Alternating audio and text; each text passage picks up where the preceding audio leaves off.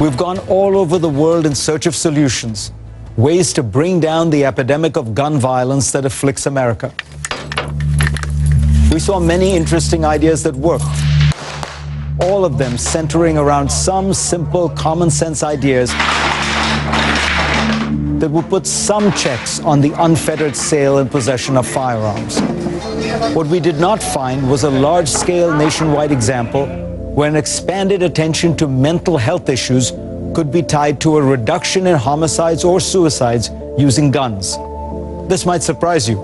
Every time there is a serious gun massacre in the United States, and alas, these are fairly common, the media focuses on the twisted psychology of the shooter and asks why we don't pay more attention to detecting and treating mental illness. When I started to oversee the Army's suicide prevention efforts. But as people like General Peter Corelli told me, and he was tasked by the United States Armed Forces to look into this issue, while you can identify mental issues and be aware of reasons for stress, it is ultimately impossible to predict who among the many under pressure will snap, when that might be, and what form that break will take. The question we should really be focused on is not the specific cause of a single shooting, but why there are so many of them in America. To remind you, in recent years, there have been around 10,000 gun homicides a year in the United States. According to the UN, in Germany and Canada, there were fewer than 200. In Spain, fewer than 100. In Australia, fewer than 50. America's per capita gun homicide rate in 2009 was 12 times higher than the average of Canada, Germany, Australia, and Spain. Does anyone think that we have 12 times as many psychologically troubled people as they do in these countries? There are other reasons often given for gun violence, popular culture and violent video games in particular.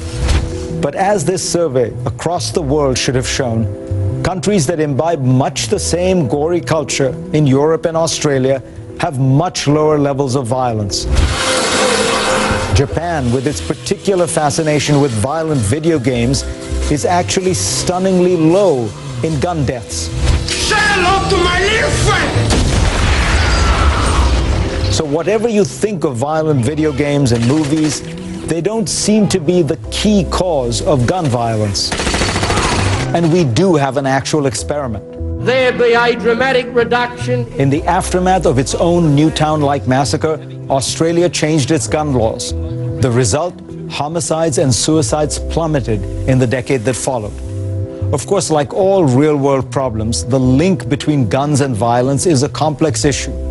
But one rarely has so much evidence pointing in the same direction. That finally leaves the issue of the American Constitution.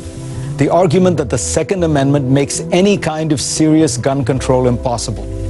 Now, I'm not a legal historian, but I will note that many serious ones have pointed out that the Second Amendment was not invoked much for much of American history, often applied only to well-regulated militias, and for many decades did not stand in the way of sensible gun regulation, and that the Supreme Court upheld such regulation. All that started to change in the 1970s and 80s